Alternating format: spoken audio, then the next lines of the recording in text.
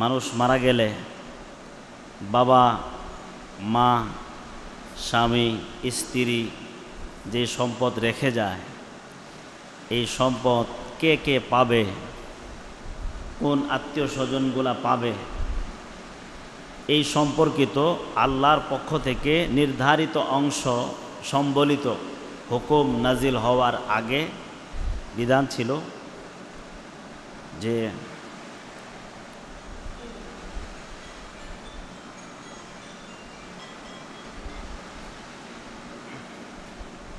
ওই সময় বিধান ছিল মৃত্যুর আগে ওসিয়ত করে যাবে। নিকট আত্মীয় ব্যক্তি, দূরবর্তী আত্মীয় স্বজন যারা আছে ওদের জন্যে সম্পদের একটা পরিমাণ ওসিয়ত করে যাওয়ার বিধান ছিল। কিন্তু যখন মিরাস বন্টন সম্পর্কিত আল্লাহ পাক আয়াত নাজিল করলেন, তখন এই বিধান, ওসিয়তের বিধান এটা রহিত হয়ে গেছে। কেন? কারণ হলো আল্লাহ পাক তখন অংশ নির্ধারণ করে দিয়েছেন যে ছেলে এই অংশ পাবে, মেয়ে এই অংশ পাবে, স্বামী এই অংশ পাবে, স্ত্রী এই অংশ পাবে। এই রকম প্রত্যেকের অংশ আল্লাহ তাআলা সূরাতুন নিসার মধ্যে পরিষ্কারভাবে প্রত্যেকের কি কি অংশ এটা বর্ণনা করে দিয়েছেন। যখন বর্ণনা করে দিয়েছেন তখন ওসিয়তের যে বিধান ছিল এটা মানসুখ হয়ে গেছে, রহিত হয়ে গেছে। তো আল্লাহ রাব্বুল আলামিন এই সম্পর্কেই বলছেন, কুতিবা আলাইকুম ইযা হাদারা আহাদাকুমুল মাউতু ইন তারাকা খায়রা। আল্লাহ তাআলা বলেন কুতিবা আলাইকুম, তোমাদের উপরে ফরজ করা হয়েছে। ইযা হাদারা আহাদাকুমুল মাউত, যখন তোমাদের কারো নিকট মৃত্যু উপস্থিত হয় তখন তোমাদের উপরে ফরজ। ইন তারাকা খায়রান, যদি সে কোনো সম্পদ রেখে যায় তাহলে ফরজ হলো আল ওয়াসিয়াতু, ওসিয়ত করে যাওয়া। ওসিয়ত করে যাওয়া এটা হলো ফরজ। এটা কখন ছিল ভাই? ওসিয়তের বিধানটা কখন ছিল? ওসিয়ত ফরজ এটা কখন ছিল? নির্ধারিত অংশ সম্বলিত আয়াত নাজিল হওয়ার আগে। কিন্তু যখন আল্লাহর পক্ষ থেকে প্রত্যেকের অংশ নির্ধারণ করা আছে তখন আর ওসিয়তের বিধান নেই। তবে ওসিয়ত এখন বৈধ, ফরজ না। ওসিয়ত এখন বৈধ। কাদের জন্যে? যাদের অংশ কোরআনে বর্ণিত নাই তাদের জন্যে। যাদের অংশ আল্লাহ পাক কোরআনে নির্ধারণ করে বর্ণনা করেছেন তাদের জন্য ওসিয়ত করা যাবে না। কিন্তু যাদের অংশ নির্ধারণ করা নাই, আপনি যদি ওসিয়ত করেন যে অমুক ব্যক্তি, তাকে আমি মারা যাওয়ার পরে, আপনার সন্তানকে ওসিয়ত করলেন যে আমি মারা যাওয়ার পরে অমুককে 5,000 টাকা দিয়ে দিও, এরকম উদাহরণস্বরূপ ওসিয়ত করলেন, তো ওসিয়ত এটা বৈধ এখন। আর আগে কি ছিল? ফরজ ছিল। আর এখন বৈধ। কাদের জন্য বৈধ? যাদের অংশ কোরআনে বর্ণিত হয় নাই। কিন্তু যাদের অংশ নির্ধারিত আছে কোরআনে তাদের জন্য আর কোনো ওসিয়ত চলবে না। কেন? কারণ তাদের অংশ তো কোরআনে বর্ণনাই করা আছে, তারা তো এটা পাবেই। তাদের জন্য আর নতুন করে কোনো ওসিয়তের প্রয়োজন নাই। আপনি ওসিয়ত করে গেলেন যে আমার সম্পদের এই অংশটুকু আমার অমুক বন্ধুকে দিয়ে দিও, অথবা কোনো মসজিদে দিয়ে দিবা, অথবা কোনো মাদ্রাসায় দিয়ে দিবা, এরকম কোনো এতিমখানায় দিয়ে দিবে। ওসিয়ত এখন জায়েজ আছে। আগে ওসিয়ত ফরজ ছিল। আল্লাহ পাক বলছেন আল ওয়াসিয়াতু লিল ওয়ালিদাইনি ওয়াল আকরাবিনা বিল মারুফ। ওসিয়ত তোমাদের উপর ফরজ করা হয়েছে কাদের জন্য? লিল ওয়ালিদাইন, পিতামাতার জন্যে, ওয়াল আকরাবিন, নিকটতম আত্মীয় স্বজনদের জন্যে, বিল মারুফ, নেই সঙ্গতভাবে, প্রত্যেকের জন্যে নেই সঙ্গতভাবে ওসিয়ত করা তখন ফরজ ছিল। স্বজন প্রীতি এবং জুলুম করা কিন্তু যাবে না। আল্লাহ বলছেন বিল মারুফ। ওসিয়ত যখন আল্লাহ ফরজ করেছিলেন তখন এটা জরুরি ছিল যে সম্পদ বন্টন করার যে ওসিয়তটা করবে তখন এটা নেই সঙ্গতে হতে হবে, কারোর প্রতি যেন কোনো জুলুম না হয়। হাক্কান আলাল মুত্তাকিন, আল্লাহ বলছেন এটা মুত্তাকিনদের জন্য আবশ্যক। যারা আল্লাহকে ভয় করে তারা যেন এই বিধান মেনে চলে, এটা মানা তাদের জন্য জরুরি।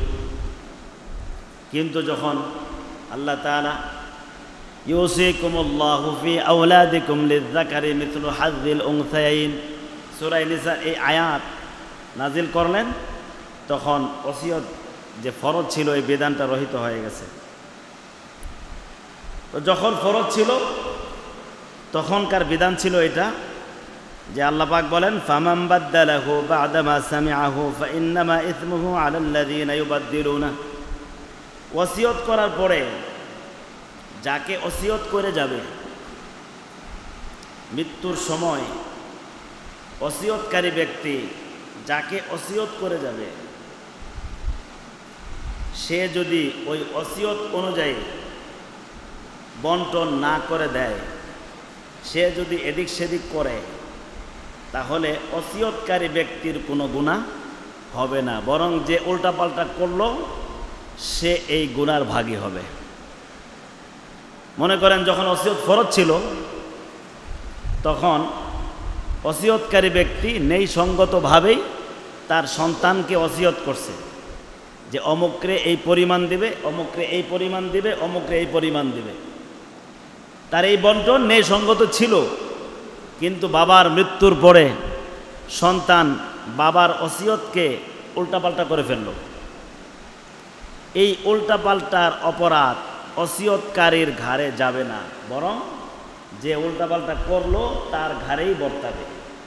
তো আল্লাহ পাক এই কথাই বলছেন ফামান বাদদালাহু বা'দা মা সামিআহু, ওসিয়ত শ্রবণ করার পরে যে ব্যক্তি ওসিয়তকে পরিবর্তন করবে ফাইন্নামা ইসমুহু আলাল্লাযীনা ইউবাদদিলুনা, তাহলে এই ওসিয়ত পরিবর্তনের গুনাহ ওই সকল ব্যক্তিদের উপরে আসবে যারা ওসিয়তকে পরিবর্তন করেছে, পাল্টিয়েছে। ইন্নাল্লাহা সামিউন আলিম, নিশ্চয় আল্লাহ তাআলা সব কিছু শুনেন এবং সব কিছুই জানেন। একজন মানুষ অন্যায় কাজ করলো, সে তো আল্লাহ পাকের এলেমের বাহিরে যাইতে পারবে না। অন্যায় কাজ করে যে পার পেয়ে যাবে তা তো কখনোই সম্ভব নয়, আল্লাহ তো সব কিছুই জানেন। এরপরে আল্লাহ তাআলা বলছেন তবে যদি এমন হয়, আগের আয়াতের মধ্যে আল্লাহ বললেন যে ওসিয়তকারী ব্যক্তি নির্দোষ, সে নেই সঙ্গতভাবেই ওসিয়ত করেছিল, কিন্তু যাকে ওসিয়ত করছিল সে পরিবর্তন করছে, তাহলে গুনাহ যে পরিবর্তন করলো তার উপরে আসবে। কিন্তু এমন যদি হয় যে ওসিয়তকারী ব্যক্তি নিজেই ওসিয়ত করার সময় কোনো অন্যায় কাজ সে নিজেই শুরু করলো, নেই সঙ্গতভাবে সে বন্টন করতেছে না, এখন যার কাছে সে ওসিয়ত করছে, করার পরে সে তো মারা গেছে, এখন যাকে ওসিয়ত করে গেছে সে যদি এটার সঠিক বন্টনটা করে দেয় তাহলে তার কোনো গুনাহ হবে না। ওসিয়ত করার সময় এদিক সেদিক করছে, কিন্তু যাকে ওসিয়ত করে গেছিল সে বন্টন করার সময় সঠিকভাবেই কি করছে, বন্টন করছে, তাহলে এটা তার জন্য কোনো অপরাধ হবে না, গুনাহ হবে না। এই কথা আল্লাহ পাক বলছেন ফামান খাফা মিন মুসিন জানাফান, যদি কোনো ব্যক্তি ওসিয়তকারী ব্যক্তির পক্ষ থেকে পক্ষপাতিত্বের আশঙ্কা করে, যেই লোকটা একদিকে বেশি ওসিয়ত করতেছে আর একদিকে কম করতেছে, এই রকম পক্ষপাতিত্বের যদি আশঙ্কা করে, আও ইসমান, অথবা কোনো অন্যায়ের যদি সে আশঙ্কা করে যে ওসিয়তকারী ব্যক্তি কোনো অন্যায় সে করে ফেলতেছে, আর এটা সে দেখে, সে যদি ফাসলাহা বাইনাহুম, তাদের মধ্যে যদি সংশোধন করে দেয়, বন্টন করার সময় যদি সে সংশোধন করে দেয়, ফালা ইসমা আলাইহি, তাহলে এটা তার উপর কোনো গুনাহ নাই। ইন্নাল্লাহা গফুরুর রহিম, নিশ্চয় আল্লাহ তাআলা এই যে বন্টনটা করে দিল, সঠিকটা করে দিল, এটা করার কারণে ওসিয়তকারী ব্যক্তির উপরও আর কোনো গুনাহ হবে না। আল্লাহ পাক এই ইসলাহ করার কারণে, সংশোধন করার কারণে তার অন্যায়কে আল্লাহ কি করে দিবেন? মাফ করে দিবেন। ইন্নাল্লাহা গফুরুর রহিম, নিশ্চয় আল্লাহ তাআলা পরম ক্ষমাশীল এবং অসীম দয়ালু। আল্লাহ পাক বান্দাকে ক্ষমা করাকে ভালোবাসেন, অনুগ্রহকে আল্লাহ পাক বান্দার উপর অনুগ্রহ করাকে পছন্দ করেন। এরপরের আয়াতের মধ্যে আল্লাহ তাআলা বলছেন, ইয়া আইয়ুহাল্লাযীনা আমানু কুতিবা আলাইকুমুস সিয়ামু কামা কুতিবা আলাল্লাযীনা মিন ক্বাবলিকুম লাআল্লাকুম তাত্তাকুন। এই আয়াত রোজার ফরজ হওয়া সম্পর্কে, এটা তো আমরা সবাই জানি। রোজা ফরজ হওয়া সংক্রান্ত আল্লাহ তাআলা বলছেন, হে ঈমানদারেরা, তোমাদের উপর রোজাকে ফরজ করা হয়েছে, যেমন পূর্ববর্তী উম্মতদের উপর রোজা ফরজ করা হয়েছিল। ইহুদি নাসারাদের উপরে আল্লাহ রোজাকে ফরজ করেছিলেন, কিন্তু তারা এই ফরজকে উল্টাপাল্টা করে ফেলেছিল। তারা ফরজের জায়গায় ফরজ রাখে নাই, বরং এটা নফলের মতো তারা মনে করত, ফরজ হিসেবে তারা এটাকে আমল করত না, পরিবর্তন করছে। এই জন্য আল্লাহ পাক সতর্ক করতেছেন আয়াতের মধ্যে যে তোমরা ইহুদি নাসারাদের মতো এই ফরজ বিধানকে লঙ্ঘন করিও না, এই ফরজ বিধানকে তোমরা ছেড়ে দিও না, যেমন পূর্ববর্তী উম্মতেরা লঙ্ঘন করেছিল। লাআল্লাকুম তাত্তাকুন, যাতে করে তোমরা ফরজ বিধান লঙ্ঘনের অপরাধ থেকে বেঁচে থাকতে পারো, মুত্তাকি হতে পারো, গুনাহ থেকে বাঁচতে পারো। আগের ইহুদিরা লঙ্ঘন করেছে, অন্যায় করেছে, সুতরাং তোমরা তাদের মতো আল্লাহর এই বিধানকে লঙ্ঘন করিও না, অপরাধ করিও না।